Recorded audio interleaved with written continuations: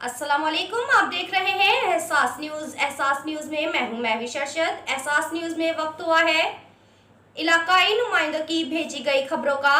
सबसे पहले देखते हैं नुमाइंदा एहसास न्यूज़ की ये रिपोर्ट। जी बिल्कुल, गोजरा होम्योपैथिक एसोसिएशन और क्लिनिकल लेबॉर्ट्रीज की जानब से कश्मीरियों के साथ इजहार यकजहती के लिए सिलसिला में एक रैली का इनेकाद किया गया। रैली म्यूनसिपल कॉरपोरेशन से होती हुई कायद-ए-आज़म रोड मलकांवाला चौक में अख्ताम पजीर हुई। रैली में गोजरा की सियासी, समाजी, कारोबारी शख्सियात ने शिरकत की।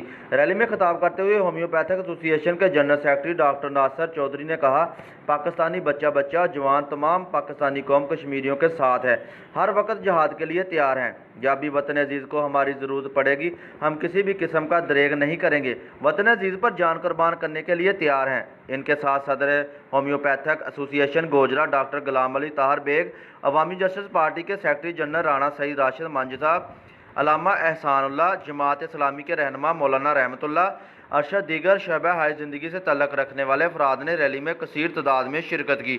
रैली के शुरका ने कश्मीरी मुसलमानों के हक़ में फलक शगाफ नारे लगाए, इंडिया मज़ालम की पुरजोर मजम्मत की। शुरका रैली ने हाथों में प्ले कार्ड्स और इंडिया मज़ालम के खिलाफ लिखे हुए बैनर्स भी उठा रखे थे।